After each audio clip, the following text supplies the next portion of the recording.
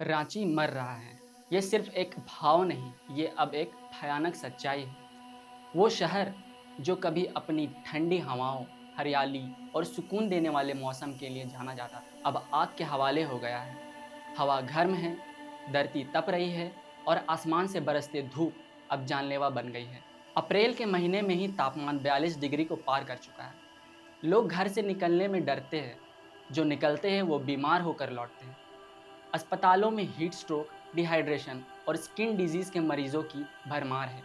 बच्चों की तबीयत बिगड़ रही है, बुजुर्गों की सांसें अटक रही है। रांची अब हिल स्टेशन नहीं रहा, हीट स्टेशन बन चुका है। लेकिन यह सब अचानक नहीं हुआ। इस मौत की शुरुआत बहुत पहले हो चुकी थी।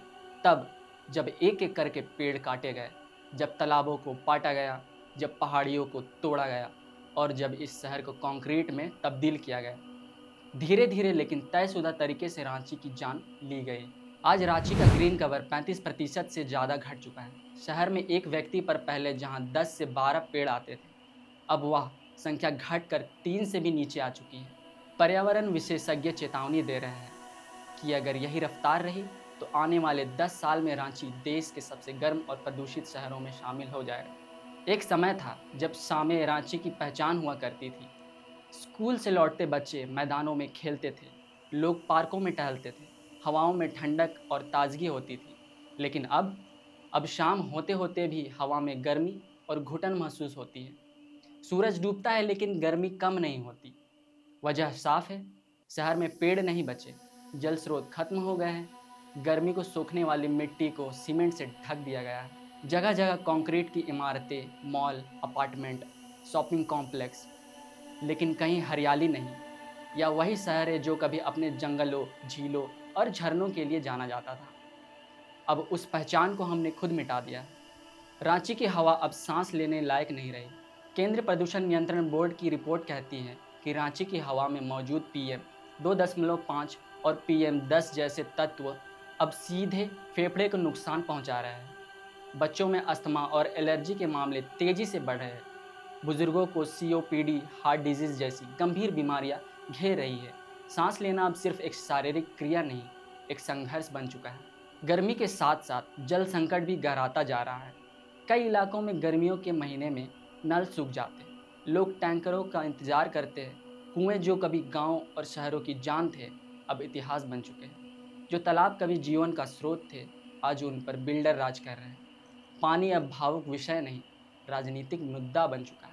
रांची की ये हालत सिर्फ मौसम का बदलाव नहीं है, यह उस लालच का नतीजा है जो हमने विकास के नाम पर दिखाया।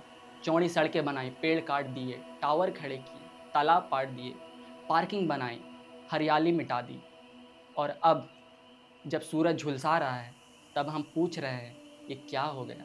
शहर की पहचान बदल रही है। पहले लोग कहते थे, रांची जाओ, सुकून मिलेगा। अब लोग कहते हैं, रांची से भागो, जल जाओगे। पहले लोग यहाँ इलाज करवाने, पढ़ाई करने, घूमने आते थे। अब लोग यहाँ से बाहर निकलने की कोशिश कर रहे हैं। यह सिर्फ जलवायु संकट नहीं, यह सामाजिक और मानवीय संकट है। हर साल गर्मियों की मार तेज होती जा रही है।